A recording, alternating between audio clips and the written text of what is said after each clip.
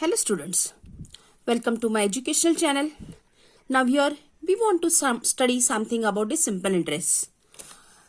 When we keep the money in the bank, when we deposit our amount or the money in the bank, in return we get something extra, that is the simple interest.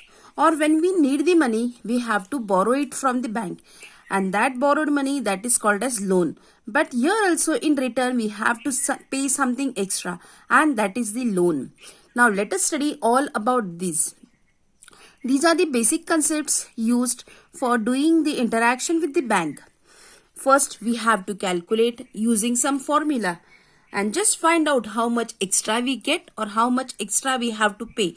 So let us start with some of the basic concepts. Now the first thing here we are going to study, that is the principal.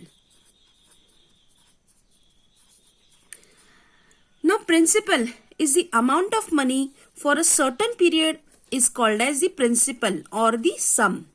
The amount of money we deposit in the bank or the amount of money we borrow from the bank, that much amount of money, that much sum of money, that much rupees is just called as principal.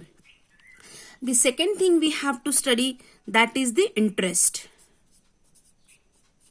Now this interest is also called as simple interest. In short, we say it as SI. Now this simple interest is the additional money paid by the borrower for having used the lender's money. Or you can say simple interest is the extra amount, extra money which we get from the bank, or the simple interest is the extra money which we have to pay to the bank. And the principal is the original amount. Principal is the original rupees and simple interest is the extra rupees.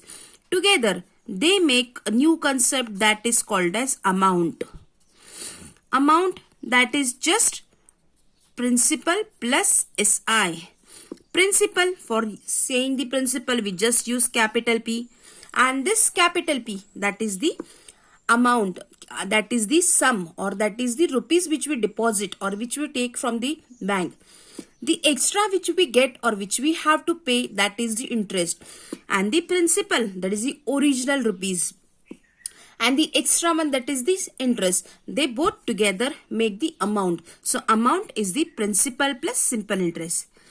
Now here again there is one term that is called as rate. To this we also say as rate of interest. Rate of interest, it is always given in percentage. It is the rupees which we get extra, that is, it depends on the rate of interest. Different banks have different rates of interest, and according to this rate of interest, it is decided how much extra we will get or how much extra we have to pay. It is always for rupees 100. It is always the interest on rupees 100 and for 1 year. So if we keep rupees 100 for 1 year, what extra we are going to get, that is decided by the rate or that is decided by the rate of interest. So for doing all this, we have to just use a simple formula, and that simple formula says simple interest is equals to principal multiply by rate of interest multiply by time upon 100. The formula just states that simple interest is equals to principal multiply by rate of interest multiply by time upon 100. By using this formula, we can solve all the numericals. I repeat the original formula, that is simple interest is equals to principal multiply by rate of interest multiply by time upon 100. So using this formula, we can calculate not only the simple interest, but we can also calculate the principal, the rate or the time period.